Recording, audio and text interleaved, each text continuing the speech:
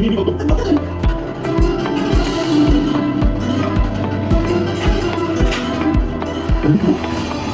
अरे मी आता येऊ दे, ये पाहिजे. मग ते जरा पाहिजे. नाही मला काही नको. कारण काय सगळं ठीक आहे ना? त्याला काही माहित नाही. माझ्या घरी सगळं ठीक आहे कोणाची पण तुझ्या घरी सगळं ठीक नाही.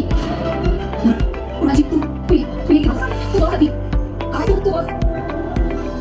कारण मी जे काही सांगणार तेव्हा तुला खूप त्रास होणार. तन्वी, असं काय सांगायचं कोणाची की तिला त्रास होईल? स्मिता माझं ना असं डोकं सुरू झालं अगं. हे बरोबर आहे. तू सांगायचं कसं मला तेच कळत नाहीये. पण नाही मला हिंमत गोळा करून सांगायचं. तन्वी, अगं तू बोलणं काय आहे? नाही आपली जवळची माणसं इतकी थोडी कामं वागत असतात. आपल्याला प्रसंग असतात, आपल्याशी खोटं बोलत असतात. सगळं कसं समजून करायचं? एक मिनिट, तू एवढ्या प्रेमानं ठेवलंय ती कादंबरी ती वाक्य ऐकवण्यासाठी का? जे काही ते स्पष्ट बोल ना. नाही असं दिवस किंवा रात्र कसला विचार न करता मी इथे आले. कारण तुम्ही सगळी माझी फॅमिली आहात. त्यामुळे खरी सिच्युएशन काय आहे तुम्हाला कळायचं. खरी सिच्युएशन कसली?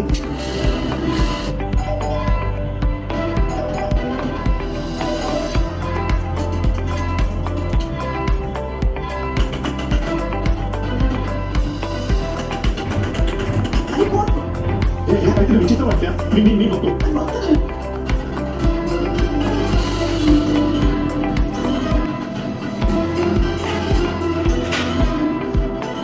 तू. इतक्या रात्री अरे तिने आता येऊ दे, ये पाहिजे. मग ते जरा पाहिजे होती तर. नाही मला काही नकोय. कारण काय सगळं ठीक आहे ना?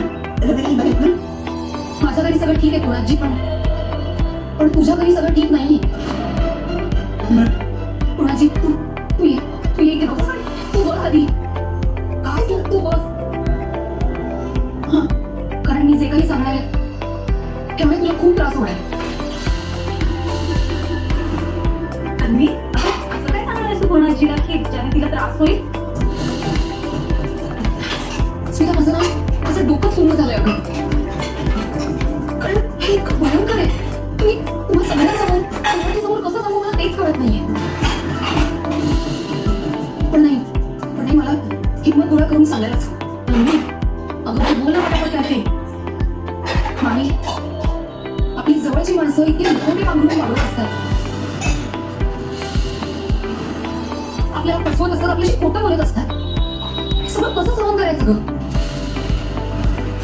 एक मिनिट, तू एवढ्या रात्री आम्हाला उठवलंय ही कादंबरी ती वाक्य ऐकवण्यासाठी का? जे काही ते स्पष्ट बोल ना. नाही असं दिवस किंवा रात्र कसलाही विचार न करता मी इथे आले. कारण तुम्ही सगळी माझी फॅमिली आहात. त्यामुळे खरी सिच्युएशन काय आहे तुम्हाला कळायलाच हवं. खरी सिच्युएशन कसली?